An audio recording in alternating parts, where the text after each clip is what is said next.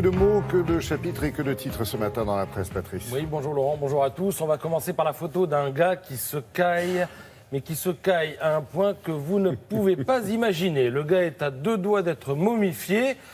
On ne va pas se moquer trop longtemps non plus parce qu'il est armé, et si j'en crois la légende de la photo, eh bien en fait il sécurise le toit d'un hôtel à Davos où le gratin de la finance et du business a rendez-vous à partir d'aujourd'hui. Dans le Figaro, Jean-Pierre Robin nous décrit Davos comme un lieu où il y a une telle concentration de têtes célèbres que certains journalistes finissent par y éprouver le syndrome de Stendhal.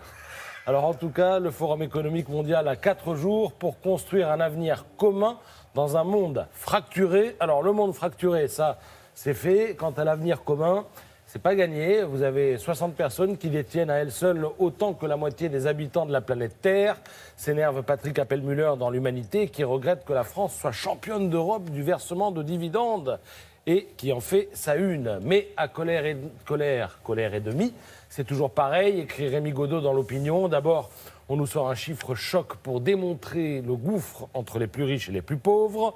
Ensuite, on nous culpabilise et enfin, on nous propose le remède aussi connu que convenu de la hausse des impôts et des dépenses à des fins redistributives. Cela dit, en France, la redistribution, je pense qu'on va s'asseoir dessus. C'est grosso modo le reproche que Libération fait à Emmanuel Macron. C'est Laurent Geoffrin qui monte au front de l'édito pour y soutenir mordicus que l'attractivité de la France, elle était déjà bien réelle sous François Hollande, mais qu'Hollande, à l'inverse de Macron, avait redistribué fiscalement.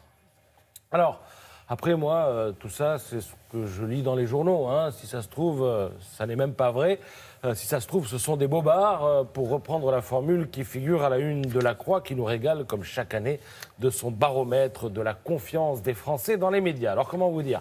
Ça va un petit peu mieux. La confiance accordée aux médias traditionnels progresse et l'écart se resserre entre la radio, la télé et la presse écrite, la radio faisant la course en tête. Et les Français commencent à comprendre qu'il faut se méfier de ce qui se raconte sur Internet. Et quand ils y vont, eh bien, c'est pour privilégier, c'est le graphique d'en haut, les sites et les applications mobiles des titres de la presse écrite. En revanche, ils boudent un peu les sites des radios et des télés. Et ça, c'est un peu injuste parce que je rappelle que nous avons ici, nous, à France Télé, un site qui est vraiment de compétition. Et très bien classé. Et très bien classé. Alors, sinon, quand on demande aux Français ce qu'ils ont pensé de la couverture médiatique des différents sujets qui ont fait l'actualité, on a quelques petites surprises. Sur les 3 grands sujets de 2017, on va dire qu'on n'a pas été trop mauvais.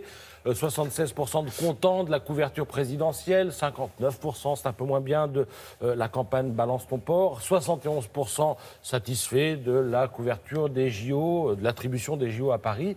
Après, il y a quand même des choses surprenantes. La moitié des Français trouvent qu'on n'a pas assez parlé des ordonnances sur la loi du travail. Bon, moi j'ai eu l'impression qu'on en entendait parler tous les soirs à un moment. Le transfert de Neymar au Paris Saint-Germain, 13% ne voient pas de quoi il s'agit. Diantre. Balance ton port, 37%, c'est à droite, ne voient pas de quoi il s'agit. Les Paradise Papers, on a fait quand même 2-3 émissions là-dessus, 46% ne savent pas de quoi il s'agit. L'affaire Fillon, 5% ne voient pas de quoi on parle. La campagne électorale de Macron, 1%. Et puis alors Johnny, 0% des Français ne voient pas de quoi il s'agit. Alors même ceux qui vivent dans une grotte sont sortis cette année pour chanter Que je t'aime. Voilà. Merci Patrice Romden. Il s'appelle Patrice Romden. Retenez-le bien.